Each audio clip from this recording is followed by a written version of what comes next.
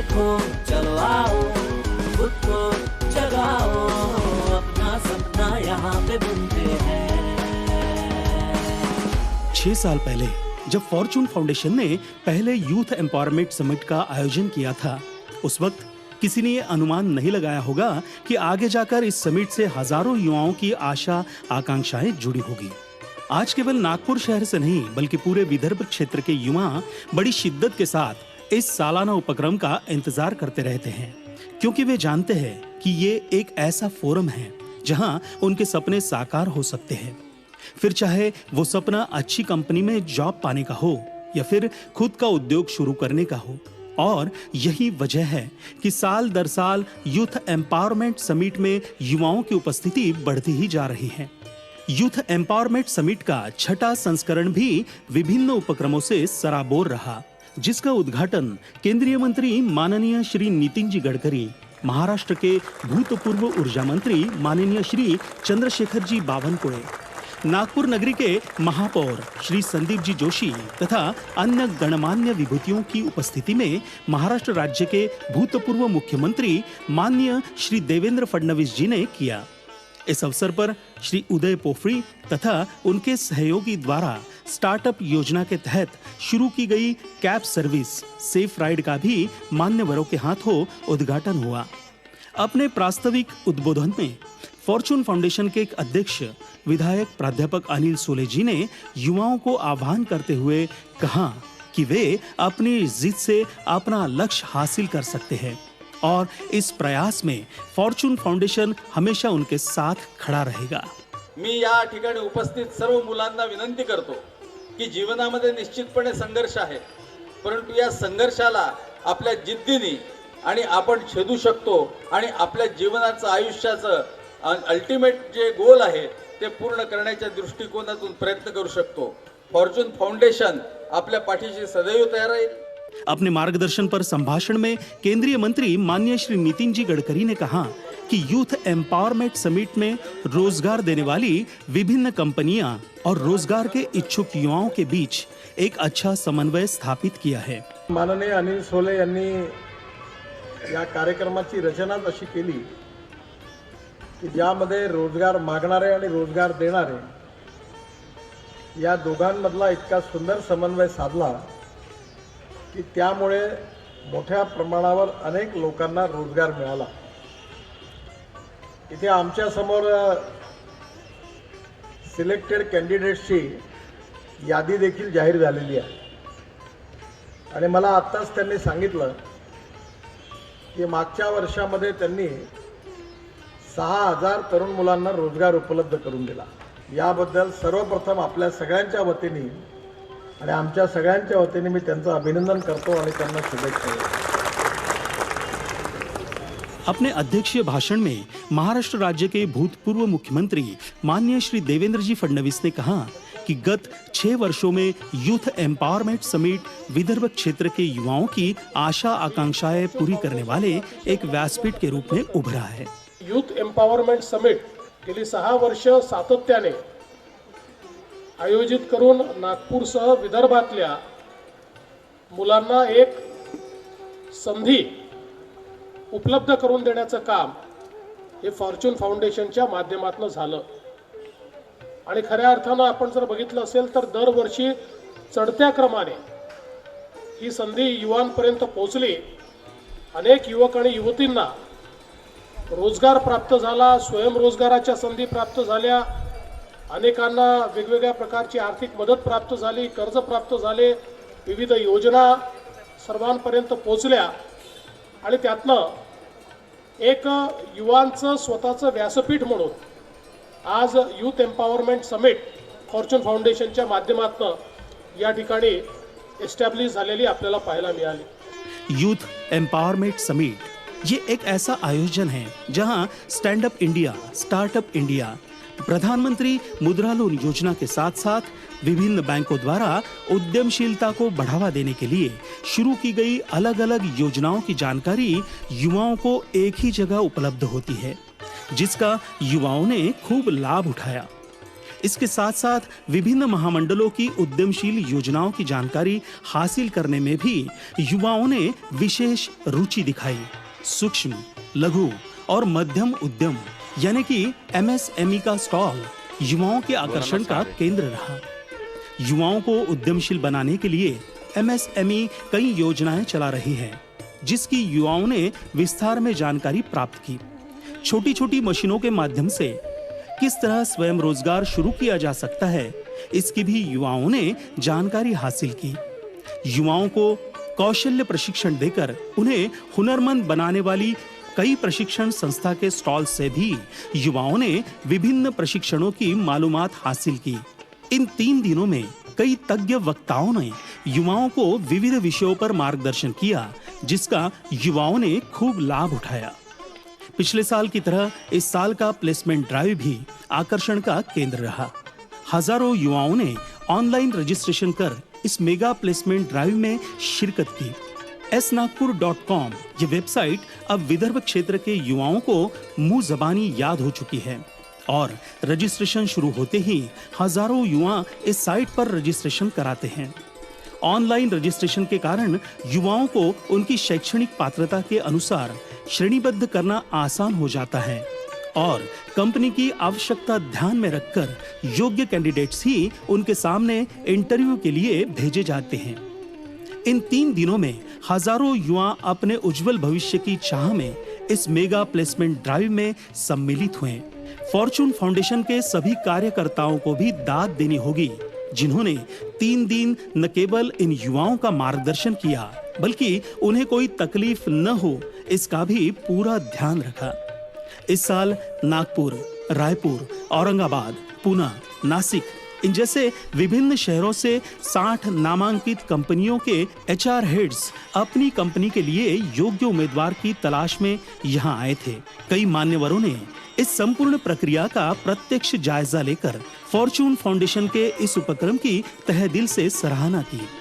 इस साल की विशेषता यह रही कि कंपनियों के HR हेड्स जिन कैंडिडेट्स को सिलेक्ट करते थे, उनके नाम की एक घंटे बाद अनाउंसमेंट की जाती थी और उन्हें उसी वक्त उपस्थित मान्यवरों के हाथों अपॉइंटमेंट लेटर प्रदान किया जाता था।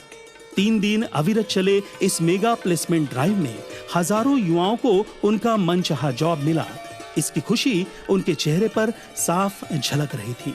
पिछले वर्ष प्लेसमेंट ड्राइव में विभिन्न कंपनियों द्वारा जिन युवाओं का सिलेक्शन हुआ था, उनके नाम इस बार प्रदर्शित किए गए थे, ताकि युवाओं का आत्मविश्वास बढ़े और इस बढ़े हुए आत्मविश्वास के साथ वे इंटरव्यू को फेस करें।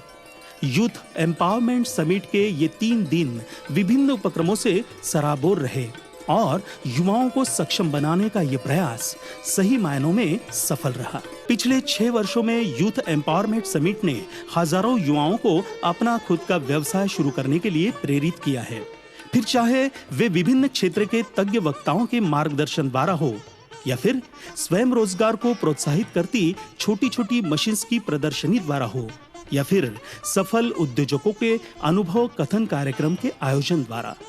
और यही वजह है कि इस समिट से प्रेरणा लेकर आज सैकड़ों युवाओं ने खुद का उद्योग स्थापित कर न केवल उद्योजक बनने का अपना सपना साकार किया है, बल्कि हजारों युवाओं को अपने यहाँ रोजगार मुहैया कराकर उनके सपने भी पूरे किए हैं।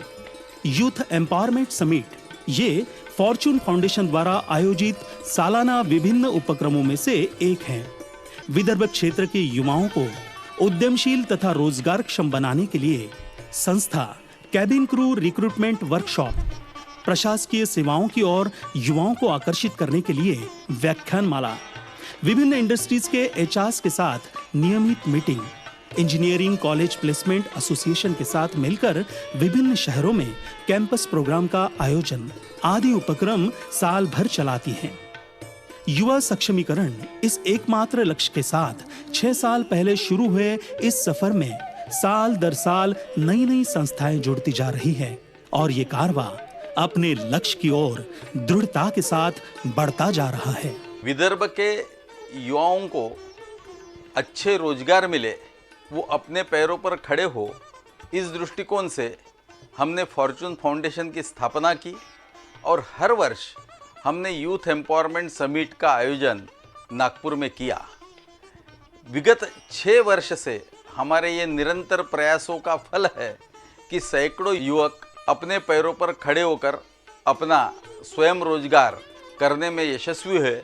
उसके साथ साथ हजारों युवाओं को विभिन्न कंपनियों में अच्छे पैकेज पे नौकरियां भी मिली। इस सब उपक्रम को करने में हमारे कार्यकर्ताओं ने कड़ी मेहनत की।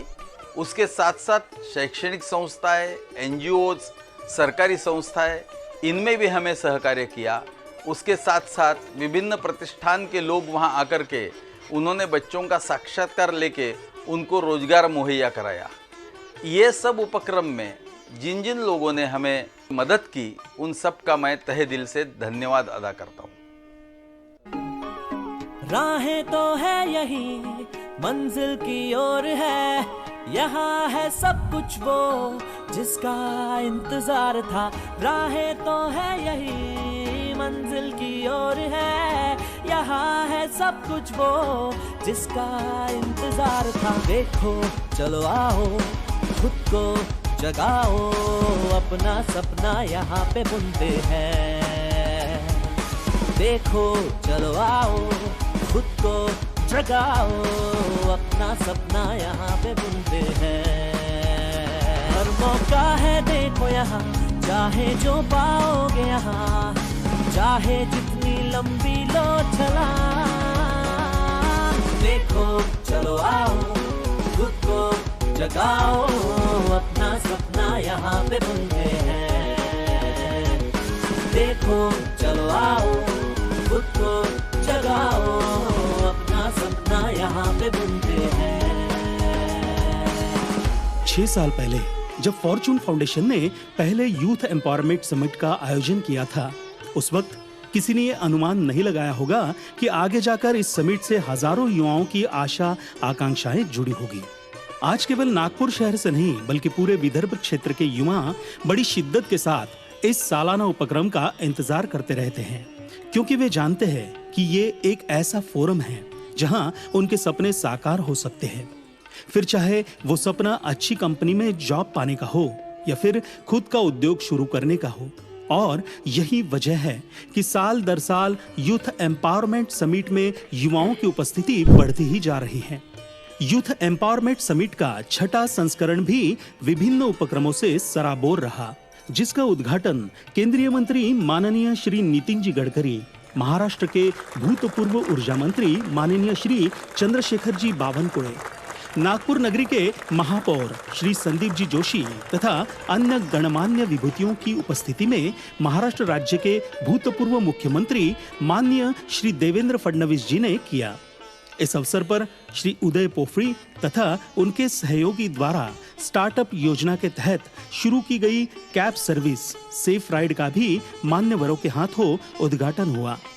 अपने प्रास्ताविक उद्बोधन में फॉर्चून फाउंडेशन के एक अध्यक्ष विधायक प्राध्यापक अनिल सोले जी ने युवाओं को आह्वान करते हुए कहा कि वे अपनी जिद से अपना लक्ष्य हासिल कर सकते हैं और इस प्रयास में फॉर्चून फाउंडेशन हमेशा उनके साथ खड़ा रहेगा।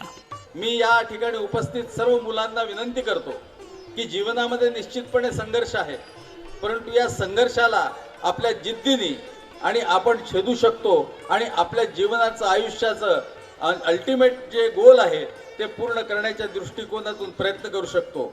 फॉर्च्यून फाउंडेशन आपल्या पाठीशी सदैव तयार आहे। अपने मार्गदर्शन पर संभाषण में केंद्रीय मंत्री माननीय श्री नितिन जी गडकरी ने कहा कि यूथ एम्पावरमेंट समिट में रोजगार देने वाली विभिन्न कंपनियां और रोजगार के इच्छुक युवाओं के बीच एक अच्छा समन्वय स्थापित किया है। माननीय अनिल सोले यांनी या कार्यक्रमाची रचना अशी केली की ज्यामध्ये रोजगार मागणारे आणि रोजगार देणारे या दोघांमधला इतका सुंदर समन्वय साधला की त्यामुळे मोठ्या प्रमाणावर अनेक लोकांना रोजगार मिळाला। इथे आमच्या स्वागतम स्वागतम सुस्वागतम। विद्येची आराध्य देवता माता सरस्वतीला मी वंदन करून आजच्या या कार्यक्रमाला सुरुवात करतो। फॉर्च्यून फाउंडेशनच्या यूथ एम्पॉवरमेंट समिटमध्ये सर्व तरुणांचं, सर्व मान्यवरांचं, मी अनिल महादेवराव शिवणकर, फॉर्च्यून फाउंडेशनचा सदस्य, आपलं सर्वांचं शब्दसुमनाने स्वागत करतो. आत्मनिर्भर भारत या संकल्पनेअंतर्गत मागील 3 एप्रिलपासून उत्कृष्ट अशा अनेक कार्यक्रमाची, उपक्रमांची व विशेषत्वाने तज्ज्ञांच्या मार्गदर्शनाची जणू रेलचेलच या फॉर्च्यून फाउंडेशनच्या यूथ एम्पॉवरमेंट समिटमध्ये सुरू आहे. आज जीवन विकासाची नवरत्ने या आत्मनिर्भर भारत संकल्पनेअंतर्गत असलेल्या व्याख्यानमालेचे 6वे पुष्प गुंफण्याकरिता आपल्यासोबत माननीय महेशजी साधवानी सर, सोबतच माननीय रजनीकांतजी बोंद्रे सर आपल्यासोबत आहे, ज्यांच्या मार्गदर्शनामुळे आपल्या सर्व तरुणांना व विदर्भातील अनेक युवकांना रोजगाराच्या सक्षम होण्याकरिता, रोजगार निर्माण करण्याकरिता किंवा स्पर्धेमध्ये कशा पद्धतीनं आपण स्वतःचा विकास करून जेणेकरून आपण जीवन विकासाची नवरत्ने कशा पद्धतीनं विकसित करू शकतो याबद्दल आपल्याला आज ते मार्गदर्शन करणार आहेत. आपल्यासोबत असलेले माननीय महेशजी साधवानी सर हे विदर्भातील प्रसिद्ध उद्योगपती आहेत, झुलेलाल इन्स्टिट्यूट ऑफ टेक्नॉलॉजीचे डायरेक्टर आहेत. त्यांचं मी मनापासून शब्दसुमनाने स्वागत करतो. तसंच दुसरे मान्यवर जे आज जीवन विकासाची रत्ने हे 6वं पुष्प गुंफणार आहे ते माननीय रजनीकांतजी बोंद्रे सर. सरांचा परिचय म्हणजे सर स्नेहा इन्स्टिट्यूशनचे चेअरमन आहेत. सरांना Times men's of the year हा पुरस्कार प्राप्त झालेला आहे. कॉर्पोरेट एक्सलन्स अवॉर्ड देखील त्यांना मिळालेला आहे. एज्युकेशन एक्सलन्स अवॉर्ड देखील त्यांना मिळालेला आहेत. या विदर्भातील प्रोफेशनल आयकॉनमधून ते एक उत्कृष्ट असे आयकॉन्स आहेत. इतकंच नव्हे तर एज्युप्रिनर ऑफ नागपूर हा सन्मान देखील त्यांना प्राप्त झालेला आहे. सर, आपण असोसिएशन ऑफ कोचिंग इन्स्टिट्यूटचे चेअरमन आहात, स्नेही शिक्षक उत्कर्ष महासंघ नागपूरचे अध्यक्ष आहात, भारतीय जनता पार्टी शिक्षक आघाडीचे राज्याचे सदस्य आहात व मराठी विज्ञान परिषद नागपूरचेही आपण अध्यक्ष होते. असे मान्यवर आज आपल्याला लाभलेले आहेत. मी आदरणीय महेशजी साधवानी सर यांचं स्वागत करण्याकरिता माननीय फॉर्च्यून फाउंडेशनचे आमचे सदस्य माननीय योगेशजी बन यांना विनंती करतो.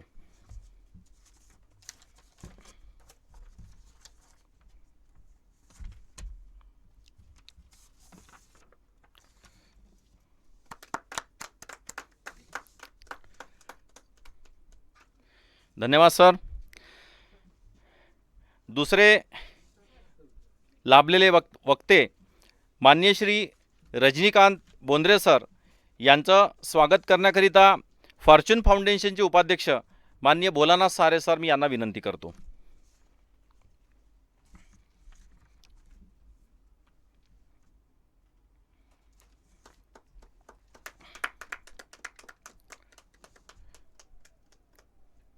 धन्यवाद सर.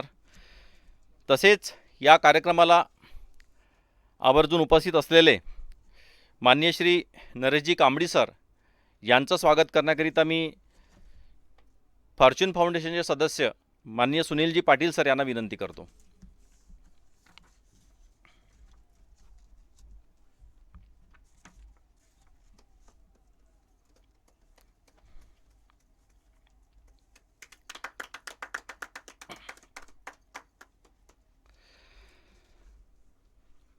मित्रांनो, आपल्याला माहीतच असेल फॉर्च्यून फाउंडेशनचं हे यूथ एम्पॉवरमेंट समिट मागील 7 वर्षापासून सतत व अविरत कंटिन्युअसली विदर्भातीलच नव्हे तर महाराष्ट्रातील बेरोजगार तरुणांना रोजगार उपलब्ध करून देण्याचं अतिशय मोलाचं कार्य करत आहे.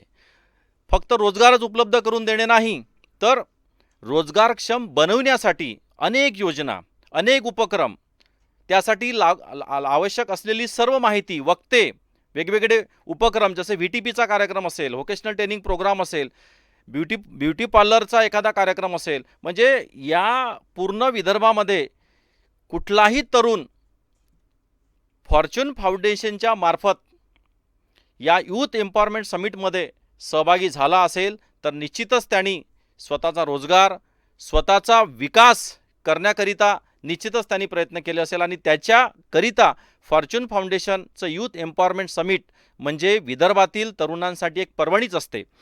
मागील 7 वर्षापासून हा कार्यक्रम आपण करतो आहेत.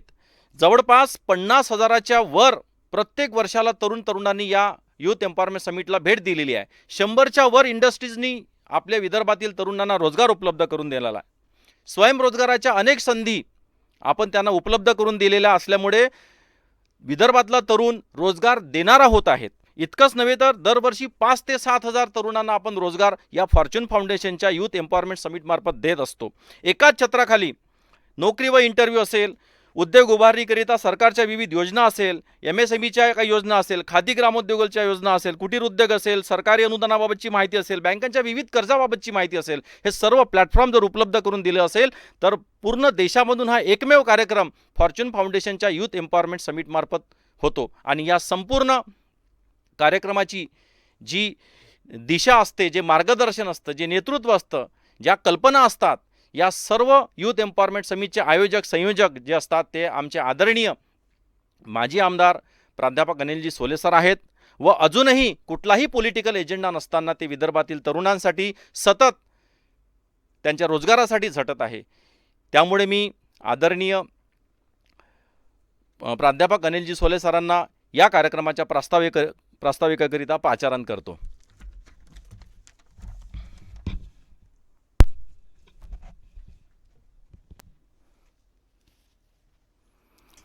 नमस्कार.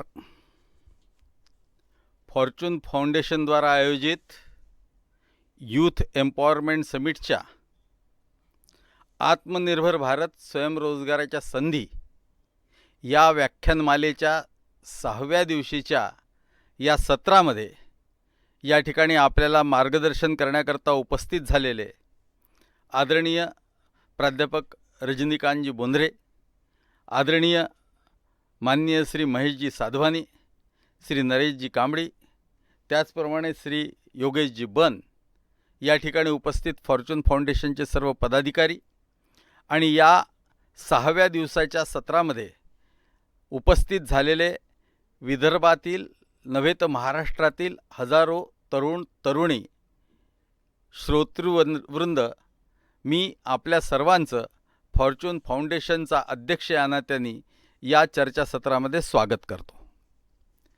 बंधू भगिनींनो, आज खरं तर 6वं पुष्प जीवन विकासाची नवरत्ने हा विषय आदरणीय अविनाशजी धर्माधिकारी सर मांडणार होते.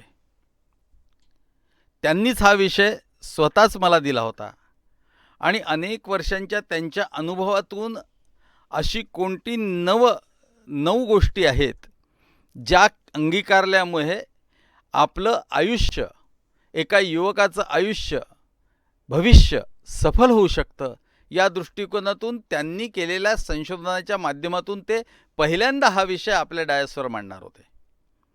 परंतु कोरोनाचा कालखंड, त्यांच्या घरात 6 सदस्य आहेत, 6 पैकी 5 सदस्य कोरोनाग्रस्त आहेत आणि आजच त्यांनी मला सांगितलं की सौभाग्यवती त्यांनाही हॉस्पिटलाइज करण्यात आलेलं आहे. घरातले 2 सदस्य हे कोरोनाने हॉस्पिटलाइज झालेले आहे आणि त्याच्यामुळे ते आज या सत्राला उपस्थित राहू शकणार नाही. मी कालच आदरणीय बोंद्रे सरांशी काल बोललो होतो की आपल्याला मंचावर यायचं आहे सर आणि एक 5-10 मिनिट आपलं विवेचन करायचं आहे. सरांनी ते मान्य केलं होतं. परंतु आज ही संपूर्ण जबाबदारी आता अविनाशजी धर्माधिकारी सरांची ही आदरणीय बोंद्रे सरांवर आलेली आहे आणि मी त्यांची भाषणं ऐकलेली आहेत. विदर्भात नावाजलेला नव्हे, महाराष्ट्रात नावाजलेला एक मोटिवेशनल स्पीकर ज्याला म्हणू, अशा पद्धतीचं त्यांचं वक्तृत्व आहे. आपल्या छोट्या छोट्या उदाहरणांच्या माध्यमातून एखाद्या युवकाला समोर जाण्याच्या दृष्टिकोनातून दिशानिर्देशन करणं, या दृष्टीने त्यांचं आगळं महत्त्व आहे.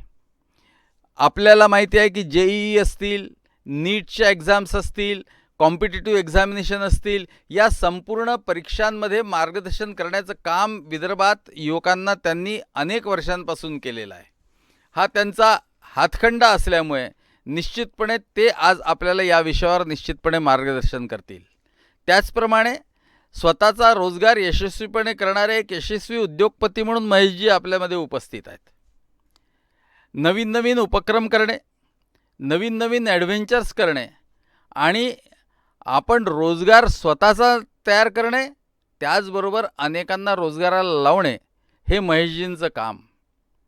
मित्रांनो, आपण पाहतो की झुलेलाल इन्स्टिट्यूट ऑफ टेक्नॉलॉजी, त्याच्या सुरुवातीपासून येणाऱ्या अडचणींवर कशी मात त्यांनी केली आणि आज ते महाविद्यालय कसं यशस्वीपणे उभं आहे, हा पूर्ण इतिहास मी माझ्या डोळ्यासमोरून पाहिलेला आहे. आणि त्याच्यामुळे असं एक यशस्वी उद्योग क्षेत्रातलं नेतृत्व हे स्वयंरोजगाराच्या बाबतीत आपल्याला निश्चितपणे मार्गदर्शन करणार आहे. आपल्याला माहिती आहे की आज आपले प्रधानमंत्री नरेंद्रजी मोदी यांनी आत्मनिर्भर भारत या पद्धतीची संकल्पना आपल्या डोळ्यासमोर ठेवलेली आहे. फॉर्च्यून फाउंडेशन दरवर्षी रोजगार आणि स्वयंरोजगार असे दोन्ही आघाड्यांवर काम करते आहे. रोजगाराच्या अनुषंगाने अनेक कंपन्यांना नागपुरात आणणं, विद्यार्थी युवक यांचे इंटरव्ह्यूज करून घेणं, त्याच्यातून काही लोकांना अपॉइंटमेंट लेटर, ऑफर लेटर मिळणं, त्यांना नोकऱ्या मिळणं. त्याचबरोबर दुसराही प्रांत जो आहे तो फॉर्च्यून फाउंडेशननी सतत जागृत ठेवला, तो म्हणजे स्वयंरोजगाराचा. जर आत्मनिर्भर भारत उभा करायचा असेल तर स्वतःच्या पायावर उभं राहण्याच्या दृष्टिकोनातून आता येणाऱ्या दिवसांमध्ये युवकांना तयार व्हावं लागेल. रोजगाराच्या संधी अत्यंत कमी झालेल्या आहेत. अनेक ठिकाणी ज्या युवकांना आपण नोकऱ्यांना लावलं होतं, अनेक ठिकाणी इंडस्ट्रीज त्या कोरोना कालखंडामध्ये बंद झाल्यामुळे अनेकांना नोकरीपासून परावृत्त व्हावं लागलेलं आहे. माझ्याकडे अनेक लोक येतात आणि म्हणतात, सर काय करू, माझं वय 40 वर्ष झालं आहे, 42 वर्ष झालेलं आहे. कंपनी फ्रेश ग्रॅज्युएट्सला प्रिफरन्स करते, परंतु अशा स्थितीमध्ये काय केलं पाहिजे? स्वयंरोजगार याच्याशिवाय दुसरा पर्याय आणि आपल्यासमोर आज दिसत नाही. आणि म्हणून त्या दृष्टिकोनातून आदरणीय केंद्रीय मंत्री नितीनजी गडकरी यांनी मला 13 मार्चला जसं म्हटलं की अनिलजी, तुमचा रोजगाराचा तर फोकस निश्चितपणे आहे, परंतु आता तुम्ही स्वयंरोजगाराला मोठ्या प्रमाणात आणि प्रचारित करा. KVIC असेल, MSME असेल, याच्या माध्यमातून विविध प्रकारच्या योजना केंद्र सरकारने आणि राज्य सरकारांनी या ठिकाणी DICच्या माध्यमातून टाकलेल्या आहेत. या सगळ्या योजनांचा लाभ घेऊन एक 15, 20, 25 हजार रुपये दर महिन्याला कमाई करण्याच्या दृष्टिकोनातून युवकांना प्रवृत्त केलं पाहिजे. मला असं वाटतं की आज या 6व्या पुष्पामध्ये आपल्याला निश्चितपणे हे मार्गदर्शन होणार आहे आणि याची प्रेरणा देखील मिळणार आहे.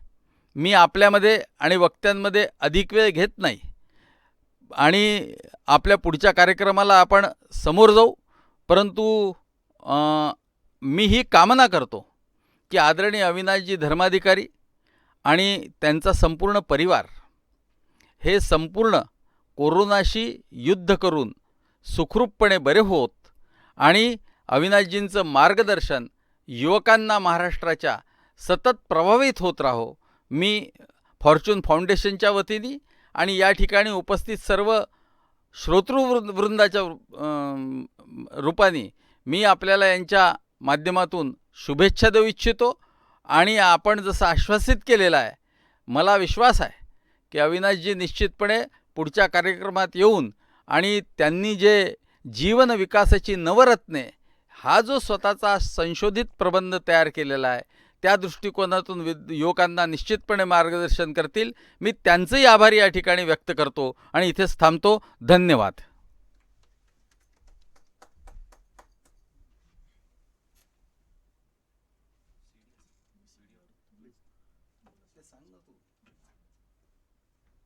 बंधू भगिनी आणि मित्रमैत्रिणींनो, आज मी फेसबुक लाईव्हच्या द्वारे तुमच्याशी संवाद करण्याची आपली मूळची योजना होती आणि 1 महिन्यापूर्वीपासून ठरलं, त्यावेळेला तर ठरलं होतं नागपूरला प्रत्यक्ष येऊन हे सत्र होईल आणि मी पण खूप उत्सुकतेने त्याची वाट पाहत होतो. दुर्दैवाने तेव्हा कोरोनाचा प्रस्फोट वाढू लागला आणि आपल्याला अशा प्रकारचे प्रत्यक्ष कार्यक्रम पुढे करावे लागले. मग ठरलं की फेसबुक लाईव्ह करावं आणि विचार करून मीही विषय सुचवला, जीवन विकासाची नवरत्ने. म्हणजे जे काही माझ्या परीने आयुष्यभर काम करता आलेलं आहे ते पणाला लावून व्यवहारातल्या अनुभवांशी ते ताळून घेऊन त्याचा ताळमेळ घालून मी अशी 9 तत्त्व काढली आहेत की विशेषतः तरुणांच्यासाठी आणि पालकांच्यासाठी, की आपल्याला आयुष्यामध्ये काय व्हायचं आणि ते जे काही व्हायचं ते काही व्हायचं असलं तरी त्याच्यात जर प्रभावी व्हायचं असेल तर आयुष्यामध्ये ही पुढील 9 तत्त्व असायला पाहिजेत. असा मी तुमच्याशी बोलणार होतो. पण मी अनिलजींची आणि तुम्हा सर्वांची मनापासून माफी मागतो. हा जो कोरोनाचा प्रस्फोट झाला आहे तो आता माझ्या घरापर्यंत पोचला आहे. आमच्या घरातल्या मी सोडून 6 पैकी 5 जणांना कोरोना पॉझिटिव्ह झालेत. त्यातले 3 जणं होम क्वारंटाईनमध्ये आहेत, पण दोघांना हॉस्पिटलमध्ये करावं लागलं दाखल. त्याच्यात सौभाग्यवती धर्माधिकारीसुद्धा येतात. त्यांना आजच्या पहाटे 3 वाजता हॉस्पिटलमध्ये त्यांना दाखल करावं लागलं आणि अर्थातच त्याच्याशी सामना संघर्ष चालू आहे. त्यामुळे माझी जी पळापळ चालू आहे, खूप तऱ्हांची फोनाफोनी चालू आहे आणि अचानक करण्याच्याही गोष्टी अनेक उद्भवतात. यामुळे खूप मनापासून इच्छा असूनही मी हे सत्र घेऊ शकत नाही. मी याबद्दल आपणा सर्वांची आणि अनिलजींची मनापासून क्षमा मागतो आणि उदार अंतःकरणाचे वैदर्भीय या नात्याने तुम्ही हे समजावून घ्याल आणि माझ्यावर नाराज होणार नाहीत अशी मी आशा बाळगतो, अशी तुम्हा सर्वांना विनंती करतो. अनिलजींना मी शब्द दिला आहे की लवकरच आपण ह्या कोरोनाच्या परिस्थितीवर मात करू आणि माझी भावना आहे की मी देणं लागतो तुम्हा सर्वांचं अनिलजींचं. त्याची पूर्तता करण्याची ते मला संधी देतील. तशी जी संधी मिळेल त्यावेळी मी प्रत्यक्ष येऊन तुम्हा सर्वांशी बोलेन असा माझा तुम्हाला शब्द आहे. आपली सर्वांची आज तुमच्याशी संवाद साधता न येण्याची परवानगी असावी ही विनंती करतो. सर्वांना सर्व काळ सर्व शुभेच्छा व्यक्त करतो आणि तूर्त इथे थांबतो.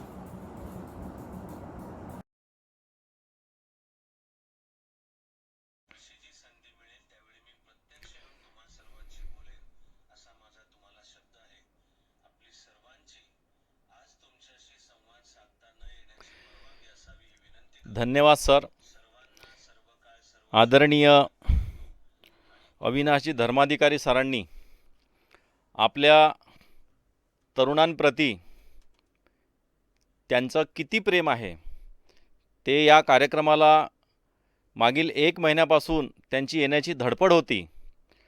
पण दुर्दैवाने त्यांच्याकडे कोरोना आजारामुळे काही सदस्य कोविड पॉझिटिव्ह झाल्यामुळे ते आपल्या या कार्यक्रमाला येऊ शकले नाही. पण मित्रांनो, त्यांनी आपल्याला शब्द दिलेला आहे आणि निश्चितच माननीय अविनाशजी धर्माधिकारी सरांचं जीवन विकासाची नवरत्ने हा कार्यक्रम आपण लवकरात लवकरच घेऊ व आपण सर्व तरुणांकडून त्यांच्या कुटुंबियांना त्यांचे आरोग्य लवकरात लवकर ते बरे हो या रोगावर त्यांनी मात करावं असं आपण सर्वांनी प्रभूचरणी प्रार्थना करूया व कार्यक्रमाच्या पुढच्या टप्प्याला वळूया. या कार्यक्रमाला लाभलेले आदरणीय श्री महेशजी साधवानी सर, जे आपल्या विदर्भातले प्रख्यात उद्योगपती आहेत व झुलेलाल इन्स्टिट्यूट ऑफ टेक्नॉलॉजीचे डायरेक्टर आहेत, यांना मी विनंती करतो की आपण सर्व तरुणांना व तरुणींना मार्गदर्शन करावं. आदरणीय Maheshji Sadhwani sir.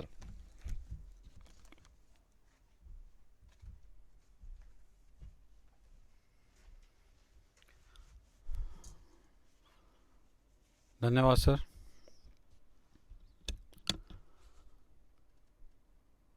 Fortune foundation के संस्थापक, हमारे मार्गदर्शक, हमारे बड़े भाई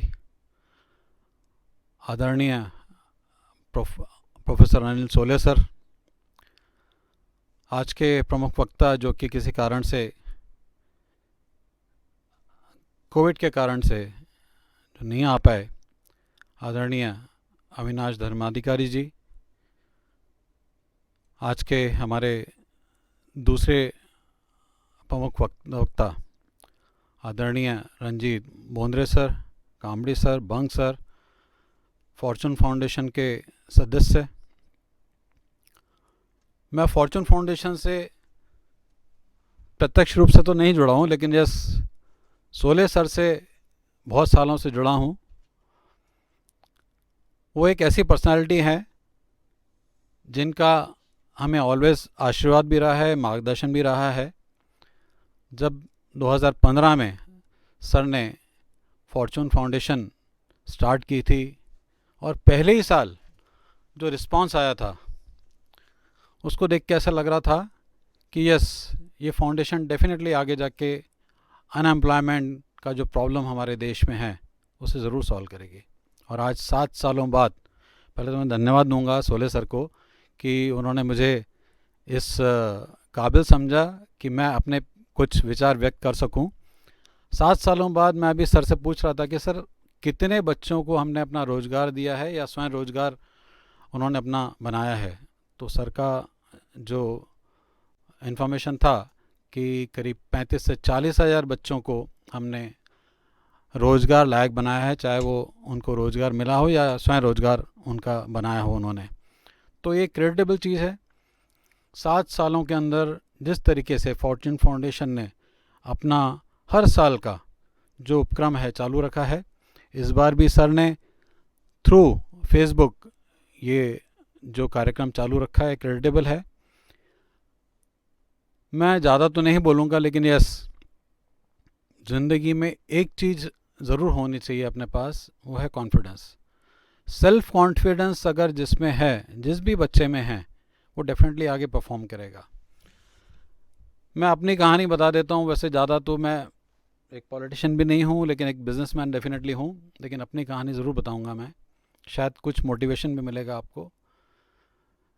मैंने इंजीनियरिंग की थी करीब 87 में। ड्यूरिंग इंजीनियरिंग मेरे फादर डॉक्टर थे, उनकी डेथ ड्यूरिंग इंजीनियरिंग हो गई। एंड उसके बाद मेरे लिए वाकई में बहुत सारे क्वेश्चंस थे, लेकिन एक कमिटमेंट था अपने आप से कि मुझे किसी की नौकरी नहीं करना है। ये बिल्कुल ठान लिया था मैंने कि मैं कुछ भी करूँगा, अपना ही काम करूँगा। मैं एक सिविल इंजीनियरिंग कर रहा था। 87 में जैसे ही मैं करके निकला तो मैंने हमारे मौसा जी को कहा कि मुझे अपना बिज़नेस करना है, कॉन्ट्रैक्टरशिप करनी है। ही सेड कि कॉन्ट्रैक्टरशिप बदमाशों का काम है, मत कर। मैंने कहा नहीं, मुझे करना तो वही है। तो वो खुद बेसिकली सिविल इंजीनियर थे, MES में उन्होंने सर्विस की थी, उन्हें पता था कि कॉन्ट्रैक्टरशिप क्या चीज़ होती है। तो ही सेड ओके ठीक है, एक काम कर, 1 साल के लिए सर्विस कर किसी के यहाँ, उसके बाद अपना काम चालू कर देना, उसके बाद प्रॉफिट तेरा लॉस मेरा। I said okay. इसी कमिटमेंट के साथ मैंने अपने ही दोस्त के यहाँ सर्विस की, लेकिन उसके साथ भी क्लियर बात हुई कि मैं 1 साल काम करूँगा, 1 साल में एक प्रोजेक्ट कंप्लीट करूँगा और उसके बाद मैं अपना काम करूँगा। बराबर 1 साल मैंने काम किया, एक प्रोजेक्ट कंप्लीट किया, right from foundation, right from layout up to finishing. उसके बाद मैंने उन्हें कहा कि भाई अब इसके बाद मैं अपना काम करूँगा। मेरे पास सिर्फ 2 लाख की एक अनएम्प्लॉयमेंट ग्रेजुएट के बेस पे रजिस्ट्रेशन थी, जो कि तब मिलती थी। उस बेसिस पे मेरे को 89 मार्च में 60,000 रुपये का सिर्फ काम मिला था, 60,000 रुपये का एक टेंडर मिला था। बस उसके बाद मैंने पीछे मुड़ के नहीं देखा। 93 तक मैंने मेंटेनेंस के काम किए। 93 के बाद मुझे, आप सोचिए कि 4 साल बाद, तब के ज़माने में मुझे 3 करोड़ की रजिस्ट्रेशन थी मेरे पास सेंट्रल PWD की। तो अपनी मेहनत से मैंने काम दिल लगा के किया, कॉन्फिडेंस से किया, डरा के किसी से नहीं, कभी नहीं। कोई भी ऑफिसर हो, कुछ भी हो, मैं किसी से नहीं डरता था। काम में ईमानदारी से काम करता था। तो आज जिस तरीके से सोले सर ने एक मेरा जो इंट्रोडक्शन दिया कि डिफरेंट उपक्रम करते हैं करके, बिल्कुल सही बात है। कॉन्ट्रैक्टरशिप मैंने 98 तक की। एक ऐसा इंसिडेंट हुआ जिसमें कि एक ऑफिसर के साथ कुछ मेरा ऐसा डिस्प्यूट हुआ कि आई सेड मैं इसके बाद गवर्नमेंट कॉन्ट्रैक्टशिप नहीं करूँगा, सेंट्रल PWD तो बिल्कुल नहीं करूँगा। ये सेड ऐसा क्यों बोल रहा है महेश? आई सेड नहीं। तब सिर्फ मेरा 4.25 लाख रुपए का नुकसान हुआ था, लेकिन उस 4.25 लाख रुपए के नुकसान को भी मैंने नहीं झेला। आई सेड कि नहीं, मैं अपना काम करूँगा। मैं आपके लिए इतने अच्छे काम करता हूँ तो अपने लिए भी कर सकता हूँ, मैं बिल्डरशिप करूँगा। बोले गलती कर रहा है। आई सेड नो, मैं गलती नहीं कर रहा हूँ। तो मैंने 98 में अपना प्लॉट ख़रीदा, उसके बाद मैंने पीछे मुड़ के नहीं देखा। देन अगेन 2007 में ऑनरेबल हमारे मेंटर, हमारे गुरु देवेंद्र जी फडणवीस जी के पास हमारे दोस्त, हमारे जो सेक्रेटरी हैं संस्था के, वीरेंद्र कुकरेजा जी लेके गए कि भाई एक इंजीनियरिंग कॉलेज खोलना है। तो मैंने कहा साहब हमको तो एक्सपीरियंस नहीं है। ये सेट कि आप लोग इंजीनियर्स हो, why don't you start an engineering college. तो बस वो एक मोटिवेशन के जो शब्द थे, उसके बाद हमने वो इंजीनियरिंग कॉलेज चालू किया। यस, डेफिनेटली बहुत सारी डिफ़िकल्टीज़ आई, बट हमने वो सब डिफ़िकल्टीज़ पार करके अपना Jhulelal institute of technology engineering college start किया। और ऑनरेबल देवेंद्र जी फडणवीस जी के आशीर्वाद से, ऑनरेबल गडकरी साहब जी के आशीर्वाद से, सोले सर जी के आशीर्वाद से, सभी हमारे जो मार्गदर्शक हैं उनके आशीर्वाद से हम लोग बहुत अच्छा परफॉर्म कर रहे हैं। और हमारा पहले साल का एक्सपीरियंस, हमारी पहली बैच ग्रेजुएट होकर निकली 2012 में, तब हमारा एक्सपीरियंस बहुत ख़राब रहा कि हमने अच्छी प्लेसमेंट्स नहीं की थी। ऑनेस्टली मैं आज प्लेटफॉर्म से एक्सेप्ट कर रहा हूँ कि हमारी प्लेसमेंट्स अच्छी नहीं थी, बट वो कमिटमेंट हमने अपने आप से कर लिया था कि इसके बाद 2013 की जो बैच रहेगी उसकी प्लेसमेंट्स हम अच्छी करेंगे। उसके बाद जो हमने प्लेसमेंट का ड्राइव चालू किया, हमने जो अपना डिपार्टमेंट बनाया ट्रेनिंग एंड प्लेसमेंट का, आज तक हमारा डिपार्टमेंट बेस्ट परफॉर्म करता है, बेस्ट प्लेसमेंट्स कराता है। We are doing the best, right. कुछ गलतियां भी हो सकती हैं, कुछ कम ज़्यादा हो सकता है, बट अगेन हम लोग अपनी कोशिश पूरी करते हैं, 100% करते हैं। रिजल्ट शायद कम आते होंगे, लेकिन yes, we are doing our best. लेकिन साथ साथ में हम लोगों का इंसिस्टेंस रहता है, हम लोगों का एक हम लोग बच्चों को मोटिवेट करते हैं कि नौकरी लेने की जगह नौकरी देने की सोचो। अपने आप से कमिटमेंट करो कि आज अगर आप एक रोज़गार चालू करते हैं, आज तो हमारे ऑनरेबल प्राइम मिनिस्टर जी ने इतनी सारी योजनाएं चालू की हैं, सेंट्रल गवर्नमेंट ने, स्टेट गवर्नमेंट ने, कि आप अपना रोज़गार चालू कर सकते हैं। आत्मनिर्भर भारत का जो ऑनरेबल प्राइम मिनिस्टर जी का सपना है वो पूरा कर सकते हैं। बहुत सारे लोन की फैसिलिटीज़ हैं, बहुत सारी ऐसी योजनाएं हैं जिनको आप लेके अपना रोज़गार चालू कर सकते हैं। आपको अपने आप से कमिटमेंट करनी पड़ेगी, एक अंदर अपने आप में एक ज़िद करनी पड़ेगी कि यस मैं ये कर सकता हूँ, और आप कर सकते हैं। जिस दिन आपने ये सोच लिया तो डेफिनेटली आप कुछ अच्छा कर सकेंगे, लोगों को रोज़गार दे सकेंगे। तो रोज़गार लेने वाला नहीं, रोज़गार देने वाला बनिए। बहुत बहुत धन्यवाद आप लोगों का, आपने मुझे सुना। और ऑनरेबल सोले सर का अगेन बहुत बहुत दिल से धन्यवाद। Thank you sir, thank you very much, all the best.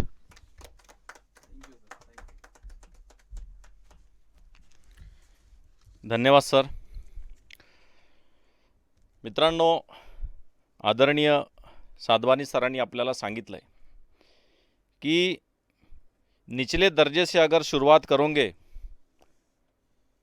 और संघर्ष करोगे तो जीवन में एक दिन आप जरूर अव्वल दर्जे पर जाओगे। त्यांनी आपल्या जीवनातलं प्रत्यक्ष उदाहरण तुम्हाला सांगितलेलं आहे आणि आपण खरंच सर्व तरुणांनी या व्यक्तिमत्वाकडनं हा धडा घेणे फार आवश्यक आहे की जर जीवनात संघर्ष नसेल तर त्या पद्धतीनं फळही आपल्याला मिळत नाही। म्हणून संघर्ष हा अपेक्षित आहे, म्हणून संघर्षाला घाबरू नका, हिम्मत हारू नका, मार्ग काढा, हेच आपल्याला साधवानी सरांनी सांगितलेलं आहे। यानंतर या 6व्या पुष्पाच्या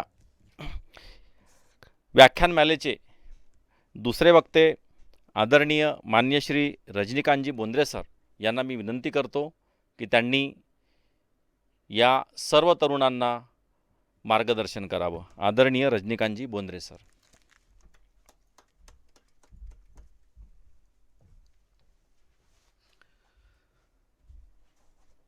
फॉर्च्यून फाउंडेशन द्वारा प्रस्तुत यूथ एम्पावरमेंट इस प्रोग्राम के तहत इस व्याख्यानमाला में मैं सभी युवाओं का तहे दिल से स्वागत करता हूँ। मंच पर उपस्थित आदरणीय सोले सर, मोहन जी और फॉर्च्यून फाउंडेशन के अध्यक्ष और उपाध्यक्ष और मेरे प्यारे दोस्तों, जब भी यूथ ये शब्द मैं पढ़ता हूँ या सुनता हूँ तब एक और शब्द मेरे जहन में आता है, वह है लाइफ, जीवन। जीवन में बहाव है, यूथ के भी बिहेवियर में बहाव है। जब यूथ आता है तो बुढ़ापा भी आता है, युवावस्था के बाद बुढ़ापा। बुढ़ापा ठहराव है, वैसा ही मृत्यु भी ठहराव है। दोस्तों, ये यूथ का जो जीवन प्रवास है एक नदी समान होता है। नदी अपने उगम स्थल से निकलती है, छोटे मोटे झरने उसके साथ मिल जाते हैं, कुछ अच्छी कुछ बुरी चीजें उसके साथ आ जाती है, लेकिन नदी का स्वभाव है बुरी चीजों को वो सतह पर नीचे दफन कर देती है और जो निर्मल पानी उसका होता है वही आगे आगे आगे आगे बढ़ता चला जाता है। जितने भी युवा आज इस व्याख्यान माला में उपस्थित है, दोस्तों आपके साथ भी ऐसा ही कुछ होगा। आप आपके जीवन संघर्ष का यह प्रवास जब करोगे तो अच्छी बुरी सभी चीजें आपके जिंदगी में आते चले जाएगी, लेकिन आपका भी वही धर्म होना चाहिए कि बुरी चीजें धीरे धीरे पीछे छूट जाए और आप आगे निकल जाओ और आप एक अच्छे पर्सनालिटी के, अच्छे व्यक्तिमत्व के धनी बन जाओ। यह बहते हुए पानी का एक और बात है कि जब यह पानी बहता है तो कई पत्थरों से टकराता है, यानी टकराव है, संघर्ष है। जब वह पत्थरों से टकराता है तो इस पत्थरों के कुछ गुणधर्म, कुछ मिनरल्स उसके अंदर आ जाते हैं और वो पानी की टेस्ट बढ़ जाती है। किसी ने पूछा कि व्हाट इज यूथ, मैंने उसको निगेशन में आंसर दिया कि one who do not do any adventure is not the youth. जो अपने जिंदगी में कोई एडवेंचर ना करे वो यूथ हो ही नहीं सकता है। एडवेंचर, साहसिक कदम अपनी जिंदगी में लेने ही चाहिए हम लोगों ने।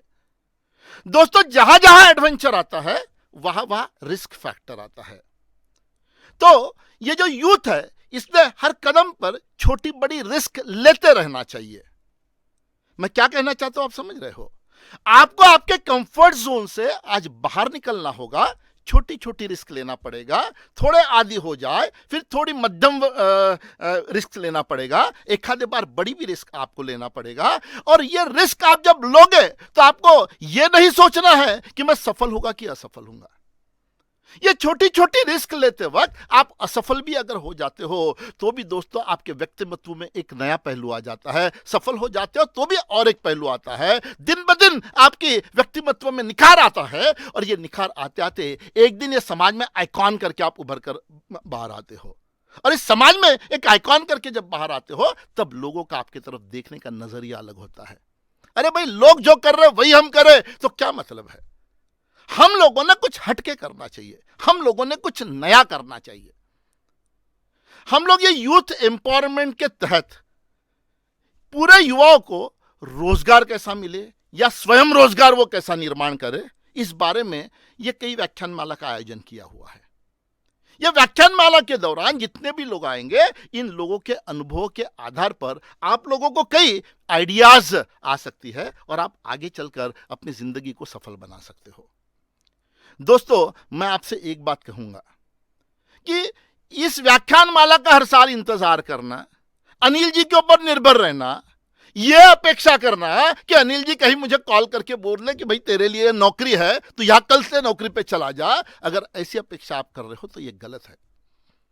दोस्तों, इस व्याख्यानमाला का मकसद यह है कि हमको हमारे समाज में से एंटरप्रेन्योरशिप डेवलप करने के, एंटरप्रेन्योर डेवलप करने हैं, ऐसे युवाओं को डेवलप करने का है कि जो स्वयं रोजगार करे और अपने साथ साथ कई लोगों को रोजगार देने की हिम्मत रखे, जैसा महेश जी ने भी अभी अभी आप लोगों को कहा हुआ है। तो कंफर्ट जोन के बाहर निकलिए और दोस्तों स्वयं रोजगार के लिए सोचना शुरू कर दीजिए। मैं एक छोटी सी कहानी से मैं आगे अपने व्याख्यान को आगे बढ़ाता हूं। आंध्र प्रदेश में सीतारामपुर नाम का एक छोटा सा गांव, जहां एक गरीब किसान के घर एक बच्चा पैदा हुआ, बेटा पैदा हुआ। और पहली बार कभी ऐसा हुआ कि कोई बेटा पैदा होने के बाद खुशियां ही नहीं थी, क्योंकि बेटा जन्म से ही अंधा था, उसकी दोनों आंखें नहीं थी। और दोस्तों, ये दिव्यांग बच्चा पैदा हो गया।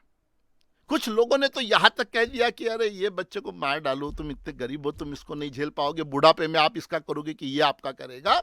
लेकिन माँ बाप कभी ऐसा नहीं सोचते दोस्तों।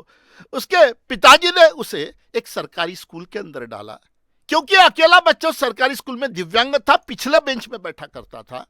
दोस्तों एक दिन ऐसी स्कूल की छुट्टी होगी, उतने में भी बाहर कोई बारात का आवाज आ रहा था। सब बच्चे दौड़कर बाहर निकले, ये भी एकदम खुशी खुशी निकल गया और पता नहीं कितने बच्चे इससे टकरा गए। ये नीचे गिर गया, इसका टिफिन नीचे गिर गया, इसकी किताबें नीचे गिर गई, इसकी बैग कहाँ पर गई पता नहीं, किताबें फट गई। बाद में बेचारा उसको सबको समेट कर वो अपने घर पे चला गया और बोलता है, पापा मुझे मेरे जैसे बच्चों के स्कूल में आप दाखिला दिला दीजिए। पापा ने देखा कि मेरा बेटा इतनी तकलीफ सहने के बाद भी पढ़ने की इच्छा रखता है। उसने उनको शहर में एक दिव्यांग बच्चों के स्कूल में भेजा।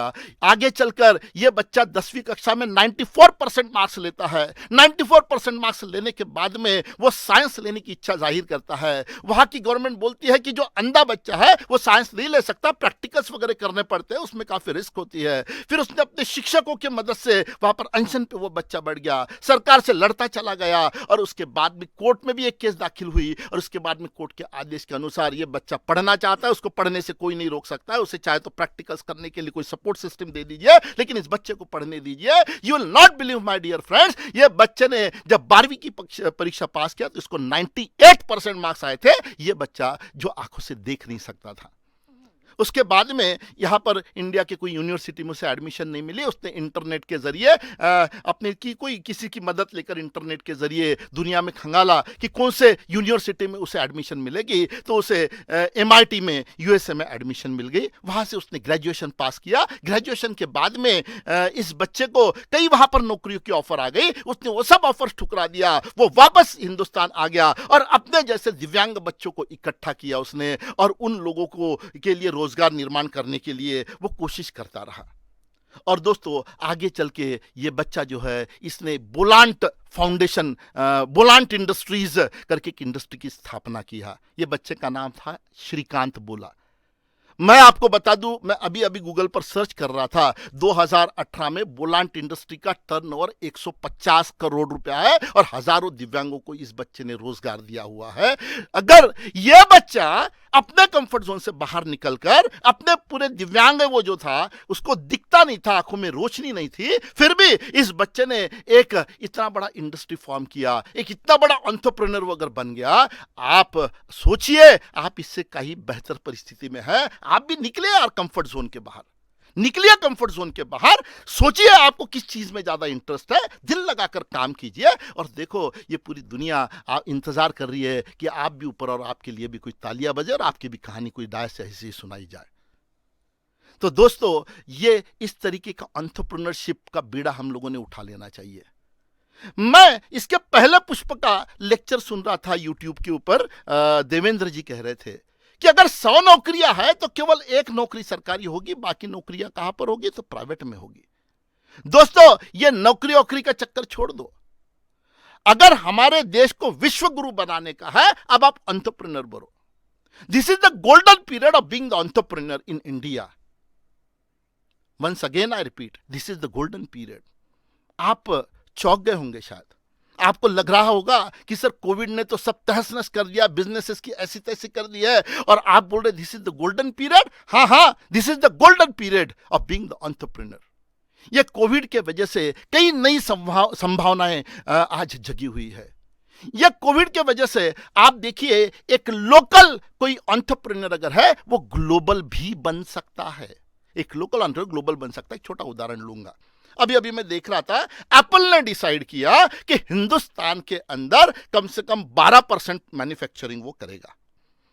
एक एप्पल फोन बनाने के लिए 200 अलग अलग कंपोनेंट्स लगते हैं। एप्पल खुद सब कंपोनेंट कभी नहीं बनाता है, यह कंपोनेंट बनाते हैं अलग अलग प्रकार के वेंडर्स। ठीक है, अगर कोई हिंदुस्तान के अंदर इस तरीके का कोई अगर एक आधा इंडस्ट्री होगा तो वो एप्पल का कल कोई कंपोनेंट बनाकर अपने ऑर्गेनाइजेशन को ग्लोबली आगे बढ़ा सकता है। और फिर एप्पल का जब बनाएगा तो एप्पल का ही क्यों बनाएगा, आप देखेंगे उसके क्रेडिट्स में एप्पल जैसा कंपनी जब आ जाएगा तो बाकी कंपनी भी धड़ल्ले से उसको ऑर्डर देगी और ये कंपनी पूरे दुनिया भर में अपने बिजनेस को लेकर जा सकती है। और इसलिए मैं दोस्तों ये कहना चाहता हूं कि अनंत संभावनाएं अब इस कोविड के कारण जगी हुई है।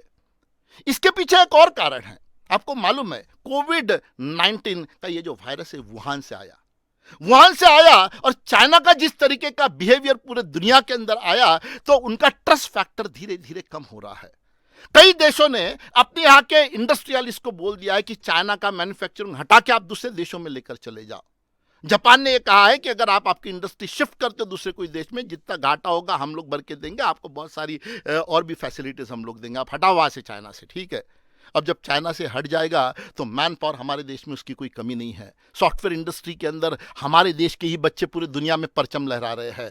और सॉफ्टवेयर ही क्यों, ऐसे कई है फील्ड्स की जिसके अंदर हिंदुस्तान के बच्चे पूरी दुनिया में फैले हुए हैं, और इसीलिए हम लोगों के लिए अनंत संभावनाएं बन रही है। आप देखिए अभी आने वाले दिनों में क्या होने वाला है। आने वाले दिनों में अपने हिंदुस्तान के अंदर ऐसी इतनी बेहतरीन अपॉर्चुनिटीज आने वाली जिसका कोई है नहीं। और मैं आपको कह दूं, मैं अभी 2-4 दिन के पहले, मुझे याद नहीं आ रहा था, कोई स्टेट मिनिस्टर ने ऐसा कुछ ऐलान कर दिया कि जो भी फॉरेन इन्वेस्टर कोई बड़ी कंपनी हमारे स्टेट में मैन्युफैक्चरिंग करना चाहती है तो उन्होंने बताया कि हमारे पूरे स्टेट में यहाँ जगह है, आप चुनो कौन सी जगह चाहिए। हमारे यहाँ ये लॉज है, बताइए इस लॉ के अंदर आपको कहाँ तकलीफ हो रही है, हमारे इंडस्ट्री फॉर्म करने में क्या दिक्कत है, हम उसको इजी बना कर देते हैं। ईज ऑफ डूइंग बिजनेस ये जो है हमारे हिंदुस्तान में दिन ब दिन बढ़ता चला जा रहा है। हमारा ट्रस्ट फैक्टर इंडिया का बढ़ता चला जा रहा है, और इसीलिए अनंत संभावनाएं हमारे यहाँ के बच्चों को है, और वो एक लोकल लेवल से ग्लोबल लेवल तक का बिजनेस आज कर सकता है।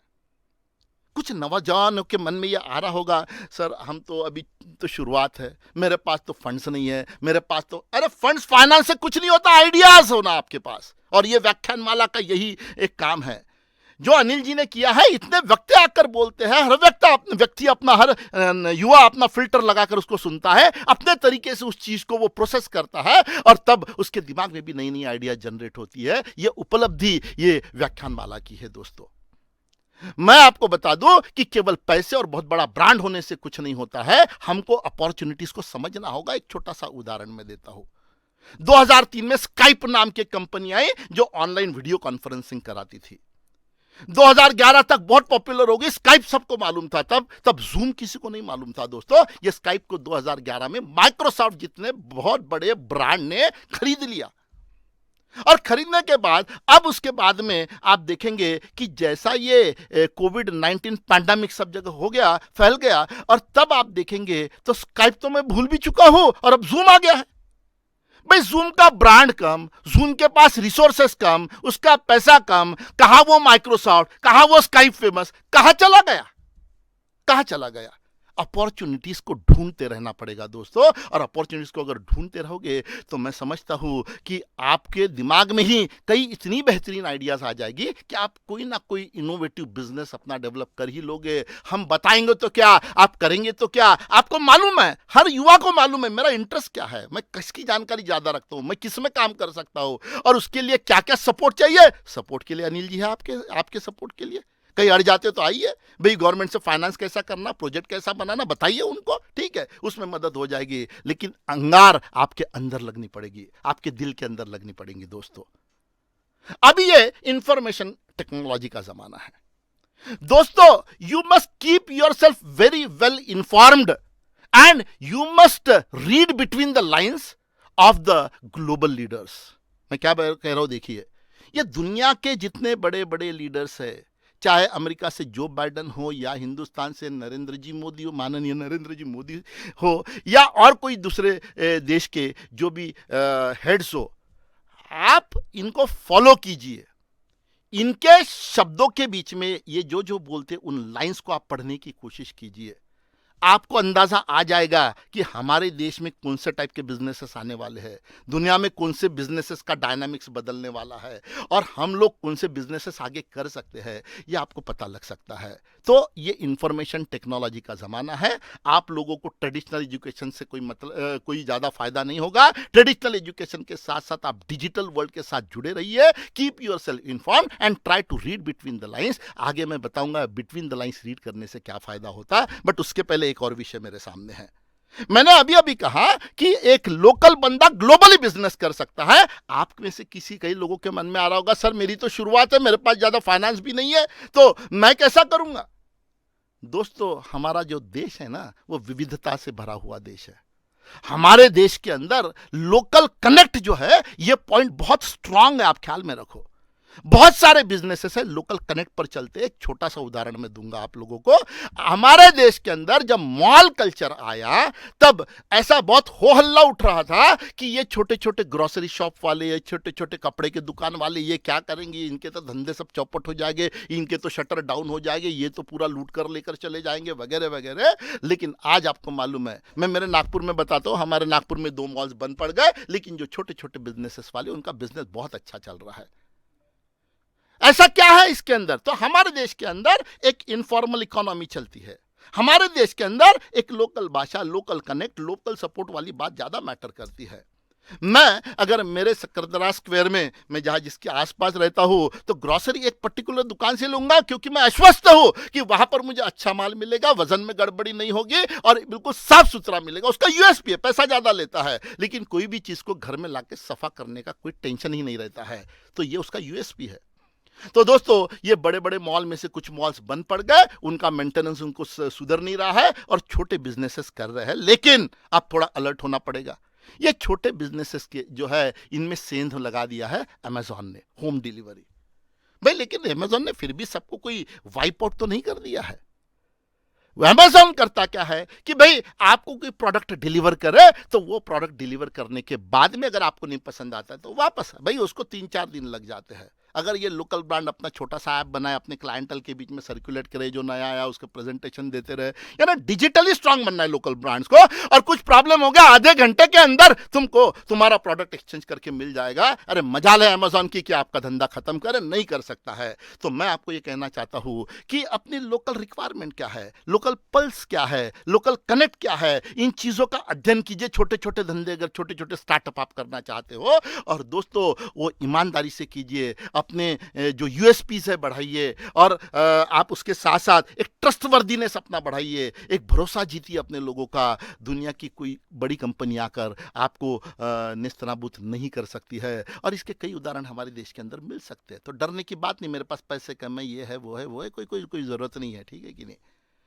मैं अगर देखूं तो लोकली भी बहुत सारे छोटे छोटे बिजनेसेस स्टार्ट करने के लिए वातावरण बन चुका है। अभी हर छोटे बड़े बिजनेसमैन को, अब प्रिंट मीडिया में एडवर्टाइजमेंट नहीं होती है तो आपको छोटी छोटी एड्स बनाते आनी चाहिए। आपका डिजिटल मार्केटिंग करने का, तो डिजिटल मार्केटिंग की कंपनी अच्छी चलेगी, आर्टिस्ट लोगों को अच्छे दिन आएंगे, वीडियोग्राफी शूटिंग के लिए अच्छे दिन आएंगे, क्योंकि हर बिजनेसमैन को अपना प्रोडक्ट पहुंचाना है। अभी बहुत बूम होने वाला है इन सब चीज़ों का। फिर ई कॉमर्स अभी बढ़ रहा है, बैंकिंग बढ़ रहा है, तो उसके लिए सिक्योरिटी भी लगेगी, तो वो सॉफ्टवेयर ऐसे कुछ छोटे मोटे आप डेवलप कर सकते हो। इसको बहुत सारा बूम आने वाला है। और दोस्तों, लोकल रिक्वायरमेंट को कोई ग्लोबल कंपनी इतनी अच्छी से नहीं जान सकती है। आप इसका अध्ययन करो, आप ही के दिमाग में एक नहीं हजारों आइडियाज आ जाएगी, जिन आइडियाज के तहत आप अपने धंधे को आगे लेकर जा सकते हो दोस्तों। और इसीलिए पहले तो आपके अंदर अंगार लगनी चाहिए, पहले तो आपके अंदर आपने मन बना लेना चाहिए। कंफर्ट जोन से आपको बाहर निकलना पड़ेगा। उससे बाहर निकलने के बाद में आप शुरू तो कीजिए एक बार। और मैंने पहले ही कहा कि वही यूथ है, वही युवा है कि जो रिस्क लेता है, जो एडवेंचर करता है। हर रिस्क, हर एक एडवेंचर आपको ऊपर लेके जाएगा। क्या पता मेरे देश का, मेरे गली का एक बच्चा अमेजॉन जैसे बड़े कंपनी को कब बीट कर दे, कोई बता नहीं सकता है। दुनिया में ऐसे कई उदाहरण हुए कि छोटे छोटे कंपनियों ने बड़ी बड़ी कंपनियों को बीट कर दिया। अभी मैंने बताया जूम ने वो स्काइप को बीट कर दिया, माइक्रोसॉफ्ट जितने बड़े कंपनी के स्काइप को बीट कर दिया। एकदम भी संभव है, हमारे देश में तो और भी संभव है। हमारे देश को समझना वैसा ही बहुत कठिन है बाहर के लोगों के लिए। हम बाहर के लोगों को ज्यादा अच्छी तरीके से समझ सकते हैं। और इसीलिए दोस्तों, डरने की कोई बात नहीं। आओ जरा लो रिस्क, निकलो कंफर्ट जोन के बाहर और फिर देखो कि कैसा मजा आता है जिंदगी के अंदर। मैं जब छोटा बच्चा था, बस से जब भी सफर करता था, चाचा के मामा के गांव में जाने का तब प्रथा हुआ करती, परीक्षा होगी, चले चाचा के घर, मामा के गांव चले, बस में बैठ के चले जाते थे हम लोग। मुझे तब एक बात बड़ी महसूस होती रहती थी कि यार मैं जिस रोड से जा रहा हूँ, ये रोड के आजू बाजू में गड्ढे है, नालियाँ है, पत्थर पड़े हैं, इतनी सारी जमीन है, और आप वहां से देखेंगे एक 20-25 फीट के अंदर में अच्छी हरी भरी खेती बीती है। मुझे हरदम लगता था ये जमीन वेस्ट क्यों हो रही है। इतनी धूप पड़ रही, जब पढ़ने लग गया तो मैं वो सोलार एनर्जी के बारे में पढ़ता था जब किताबों में, बोला इतनी धूप वेस्ट हो रही है, जमीन पर पड़ के कहाँ जा रही है, कोई काम ही नहीं आ रही है। ये बैरन लैंड के ऊपर क्या फायदा है इसका, वेस्ट हो रही, वेस्टेज ऑफ एनर्जी ऊपर वाले ने भर भरा के आपको एनर्जी दिया हुआ है। दोस्तों, आप लोगों में से कोई ऐसा सोच सकता है इस फील्ड में काम करने वाला, रीड बिटवीन द लाइंस थोड़ी देर के लिए पहले कहा था, जो नेशनल इंटरनेशनल लेवल के लीडर से सुनो। माननीय नितिन जी गडकरी का मैं बहुत बड़ा फैन हूँ। वो जब बोलते हैं तो उनके बोलने के बाद में आप देखना कि वैसी चीज़ें जल्दी इंप्लीमेंट कर लेते हैं। आज नागपुर के अंदर इतने सारे ई रिक्शाज आ गए, नागपुर के अंदर बैटरी ऑपरेटेड ओला कार आ गई, नागपुर के अंदर इथेनॉल पे चलने वाली बसेस आ गई है। आप देखिए, और आगे अभी मैं स्टेटमेंट सुन रहा था कि इलेक्ट्रिक कार्स इतने सालों के अंदर बनाने का ही है। शायद नितिन जी ने, मुझे लगता है, सोच लिया है कि ये जो पेट्रोलियम प्रोडक्ट्स है, ये जो क्रूड ऑयल है, ये जो दूसरे देशों से हम लोग बुला रहे हैं, इसके ऊपर निर्भरता हम खत्म ही कर देते हैं एक बार की। ठीक है, शायद ऐसा लगता है कि एक उनका अल्टीमेट एक सोच हो सकती है। तो मेरे दिमाग में, मेरा फील्ड ऑफ ऑपरेशन वो नहीं है, बट एक आइडिया आती है, इस आइडिया से आइडियाज आप जनरेट करते रहिए। तो मेरे दिमाग में एक आइडिया आई कि यार कोई तो एक अपने देश का ऐसा बच्चा है कि जो पेट्रो क्रॉप्स या पेट्रो प्लांट्स के ऊपर बात कर रहा हो। ये जो पेट्रो प्लांट्स होते हैं, ये जो कैक्टस वैक्टस जो फैमिली से आते हैं ना, वो वाले प्लांट्स है। ठीक है, जिसको तोड़कर देखेंगे तो उसके अंदर सफेद ऐसा लैटेक्स निकलता है, दूध समान एक पदार्थ निकलता है। ये जो लैटेक्स होता है, हाई मॉलिक्यूलर वेट हाइड्रोकार्बन है, that can be converted into the petroleum like product. ठीक है कि नहीं? तो यार अच्छा, दूसरी बात है, एरिड कंडीशन में है, ड्राई कंडीशन में, ज्यादा पानी की जरूरत नहीं है। हमारा जैसा वातावरण, उस तरीके का हमारे देश में वैसा वातावरण बहुत सारी जगह पर है। क्यों ना नितिन जी ने इतने सुंदर सुंदर रोड्स बना दिए कि आजकल रोड से सफर करने का मजा दुगना भी हो सकता है। भाई कोई 2-3 लोग, 2-3 छोटे छोटे स्टार्टअप मिला के एक प्रोजेक्ट तो पेश कर दो कि हम लोग ये रोड साइड जो ऐसी बैरन जमीन पड़ी हुई है, हम यहाँ पर पेट्रो प्लांट लगाएंगे, आप हमको जमीन मुहैया करा दीजिए। ये पेट्रो प्लांट जैसे किलोमीटर किलोमीटर तक चलते बनते चले जा रहे हैं, उसके बीच बीच में लैटेक्स एक्सट्रैक्शन के, उसको स्क्वीज करके लैटेक्स निकालने के कुछ यूनिट्स लगा देंगे। उसके बाद में ये लैटेक्स से पेट्रोलियम प्रोडक्ट्स बनाने के लिए जहां पर भी वो उस टाइप के टेक्नोलॉजी होगी उसको दे देंगे। और ये जो नया प्रोडक्ट है, ये हमारे इंडस्ट्री में काम में आएगा। ऑटोमोबाइल में तो इसकी जरूरत नहीं पड़ेगी, क्योंकि नितिन जी ने पहले व्यवस्था करके रख दिया है। अरे बनाइए यार, ऐसा कुछ तो प्रपोज कीजिए, और आप देखिए, मुझे लगता है कि फिर हमारा सफर भी बड़ा सुहाना होगा। कि मस्त रास्ते तो बहुत अच्छे बन गए हैं, उसके आजू बाजू में हरियाली भी है, नए नए प्रकार के पेट्रोलियम प्लांट्स है, वो पर्टिकुलर रीजन के मुताबिक पेट्रोलियम प्लांट्स है। सफ़र भी मज़ेदार हो जाएगा, और वो सड़क की देखभाल भी ठीक ढंग से हो जाएगी। कोई सड़क से जाता इमरजेंसी है तो इमरजेंसी उनको कोई हेल्प भी अवेलेबल हो जाएगी। एक नया ecosystem, road and road side ecosystem develop हो सकता है हमारे देश के अंदर।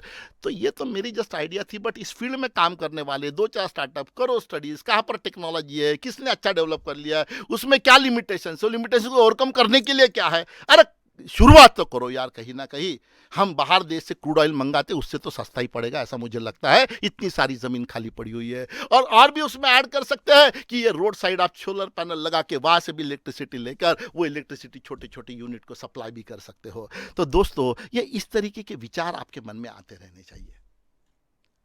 तो अनंत संभावनाएं इस कोविड काल में आई हुई है। कई बिजनेसेस जो वक्त के साथ नहीं बदल रहे, नेस्तनाबूत होने वाले हैं। उन्हीं बिजनेसेस को जो देखने का यूथ का जो नजरिया है अलग हो सकता है, वो बड़े आसानी से चला सकते हैं। एक बार कोई निकल जाए, उसकी जगह भरने के लिए आप एकदम तैयार रहिए, स्टडी कीजिए, क्या दिक्कत है। और कहीं हेल्प अगर चाहिए तो बोलिए, फाउंडेशन है अवेलेबल आपके लिए। ठीक है, और इस तरीके से आप अगर आगे बढ़ते हो, दुनिया की कोई ताकत भारत को विश्व गुरु होने से रोक नहीं सकती है। दोस्तों, एक चलते चलते एक छोटी सी मैं कहानी सुनाऊंगा, इस कहानी के बाद में मैं समाप्त करूंगा। दोस्तों, एक गांव था, उस गांव के अंदर, बहुत छोटा गांव भी नहीं था, एक ऐसा मीडियम ऐसा गांव था, अच्छी ठीक ठाक पॉपुलेशन थी उसकी। वहाँ पर एक छोटी सी इंडस्ट्री थी, फैक्ट्री हुआ करती थी। वो फैक्ट्री में जो भी वर्कर्स काम करते थे, वो हाथ से काम करते थे, लेकिन मशीन पाँव से चलाना पड़ता था। वो पाँव को मूवमेंट कर करके और होता ये था कि जब वो पाँव से मशीन को चलाते थे, उसका शाफ्ट उसके जूते को टच होता था, और जूते विशिष्ट जगह से फटा करते थे उनके। फिर वो लेबर लोग हरदम नया जूता तो खरीद नहीं सकते, तो वहाँ पर एक जो ये था, मोची था, मोची के पास वो अपने जूते ले जाया करते थे। मोची ने कभी घाई गड़बड़ में किसी का जूता सिला कर नहीं दिया, बोले भैया आज रखो, कल आपको दूंगा। उसका भी यूएसपी था, भला ही मोची था बट उसका भी यूएसपी था। ये मोची करता क्या था कि दूसरा कोई तो भी एक आधा जूता, उसका एक आधा छोटा सा लेदर का टुकड़ा, उसको बहुत सुंदर तरीके से काट कर, उसको वहाँ पर अटैच करके मोटी मोटी सिलाई लगाकर, फिर उसको थोड़ा सा पॉलिश करके, उसको स्मार्ट बना के, ठीक है कि नहीं, वो दूसरे दिन उसको देता था। एक और बात थी, जूता मान लो राइट साइड का फट गया है तो राइट साइड में एक पैच लगाया, तो लेफ्ट का फटा भी नहीं तो वहां पर भी एक पैच लगा देता था, सिमेट्री मेंटेन करता था। और ये बंदा जब जूता पहन के दूसरे दिन अपने फैक्ट्री में जाता था, लोग अरे वाह नया जूता, नया डिजाइन आ गया क्या, ऐसा लोग कहा करते थे। कुछ दिनों के बाद में ऐसा ट्रेंड आ गया, क्योंकि वो लेबर्स के पास इतने पैसे नहीं रहा करते थे, 2 फटे हुए जूते अलग अलग कलर के उसको लाके दिया करते थे, और वो 2 जूतों को मिलाकर उनके वो एक जूता बनाया करते थे। बाद में आने वाले दिनों में यही डिज़ाइन इतना पॉपुलर हो गया कि ये डिज़ाइन की बहुत डिमांड बढ़ने चले गई। ये बंदे जिसने सेल्फ एम्प्लॉयमेंट से चालू किया था मोची का बिजनेस, आज उसके हाथ के नीचे कुछ लेबर्स काम करने लग गए, फिर एक छोटे से फैक्ट्री का उसने स्वरूप धारण कर लिया, फिर उसका डिमांड पूरे देश में बढ़ता चला गया, फिर उसका डिमांड विदेशों में भी बढ़ता चला गया। और वो कंपनी है वुडलैंड कंपनी। देखो वुडलैंड कंपनी का जो जूता है वैसा जूता दूसरा कोई कंपनी नहीं बनाता दोस्तों। एक सेल्फ एम्प्लॉयड आदमी धीरे धीरे कैसा एक बहुत बड़ा एंटरप्रेन्योर बन सकता है, लोकल लेवल से कैसा ग्लोबली जा सकता है, इसका बेहतरीन उदाहरण है आइडियाज चाहिए। अपना काम करते वक्त आपने उसके ऊपर बिलीफ रखना चाहिए, अपना काम आपने ईमानदारी से करना चाहिए, अपना ट्रस्ट वैल्यू आपने बढ़ाना चाहिए। आप लोगों ने इसके साथ साथ अपने कस्टमर का साथ जितना ट्रस्ट वैल्यू बढ़ाओगे तो उतना आपका नेटवर्क बढ़ता चला जाएगा। मैं सभी युवाओं से अपील करता हूं, अगर कम पैसे डरने की जरूरत नहीं है, इस मोची को ख्याल में रखो, वुडलैंड जितनी बड़ी कंपनी इसने बना दिया। अगर आपको लगता है कि मैं इतना बड़ा स्टार्ट नहीं कर सकता, मेरे पास बहुत बड़ा ब्रांड नहीं है, मैं लोकल से ग्लोबल कैसा जाऊंगा, तो आप वो उदाहरण ख्याल में रखिए कि स्काइप से जूम कैसा बन गया। दोस्तों मैं आपको ये आने वाले कोविड काल के अंदर होमवर्क देकर जा रहा हूं। दुनिया भर के लीडर्स क्या बोल रहे हैं, कीप योरसेल्फ इन्फॉर्म्ड। दुनिया भर का बिजनेस कहा जा रहा, कीप योरसेल्फ इन्फॉर्म्ड। आपको जो बिजनेस करना है उसके बारे में पूरा डिटेल इंटरनेट के जरिए छान मारो, अपना दिमाग लगाओ, अपना प्रोजेक्ट रिपोर्ट खुद तैयार करो। अनिल जी नहीं करके देंगे आपका प्रोजेक्ट रिपोर्ट तैयार। और दोस्तों ये प्रोजेक्ट के साथ साथ आप फिर उसके बाद में आप अप्लाई कीजिए, लोन के लिए अप्लाई कीजिए, जगह के लिए अप्लाई कीजिए, उसमें मदद जरूर हो जाएगी आप लोगों की। और आप देखो देखते देखते हमारे देश के ये युवा बड़े बड़े एंटरप्रेन्योर बन सकते हैं और हम विश्व गुरु बन सकते हैं। मैं आप सब लोगों को उज्जवल भविष्य के लिए ढेर सारी शुभकामनाएं देता हूं। धन्यवाद। Thank you.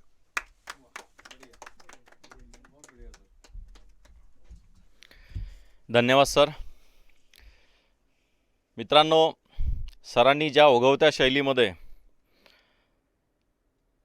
ज्या पद्धतीनं एका मृत व्यक्तीला जिवंत केलं जातं, अगदी त्या शैलीमध्ये आपल्या सर्वांच्या आयडिया या जिवंत केलेल्या आहेत। आपल्या विचारांना, कल्पनांना एक नवीन दिशा देण्याचं व आग ज्या पद्धतीनं ज्वलंत राहील आपल्या मनामधली, म्हणजे अक्षरशः त्यांनी आपल्या विचारांना आगच लावलेली आहे। खरं म्हणजे मी आदरणीय रजनीकांतजींना खूप खूप धन्यवाद देतो की त्यांनी अतिशय सुंदर शैलीमध्ये आपल्या सर्व तरुणांना, तरुणींना एक मोटिवेट केलं आहे। मित्रांनो, या कार्यक्रमाचा शेवटचा टप्पा म्हणजे आभार प्रदर्शन। या फॉर्च्यून फाउंडेशनच्या यूथ एम्पॉवरमेंट समिटच्या 6व्या पुष्पाला उपस्थित असलेले आदरणीय महेशजी साधवानी सर, आदरणीय रजनीकांतजी बोंद्रे सर, या संपूर्ण यूथ एम्पॉवरमेंट समिटचे आयोजक, संयोजक आदरणीय प्राध्यापक अनिलजी सोले सर, माझे मित्र आदरणीय नरेशजी कांबळे सर, माझे मार्गदर्शक आदरणीय योगेशजी बन सर, राजकारणी मीडिया वेव्स प्रायव्हेट लिमिटेड कंपनीची संपूर्ण टीम, फॉर्च्यून फाउंडेशनच्या या फॉर्च्यून फाउंडेशनची संपूर्ण टीम, या संपूर्ण टेक्निकल टीमचे, तसेच या कार्यक्रमाला उपस्थित असलेले, मागील 1 ते 1.5 तासापासून हा कार्यक्रम सतत बघत असलेले महाराष्ट्रातीलच नव्हे तर देशातील सर्व तरुणांचे, तरुणींचे व प्रत्यक्ष अप्रत्यक्षपणे या कार्यक्रमाला सहकार्य करणाऱ्या सर्वांचे मी मनापासून आभार व्यक्त करतो। आणि हा कार्यक्रम इथेच संपला। आपण पुन्हा भेटूया उद्या नवीन उमेदीने, नवीन जोमाने, नवीन वक्त्यांसोबत। धन्यवाद। घरी राहा, सुरक्षित राहा। धन्यवाद।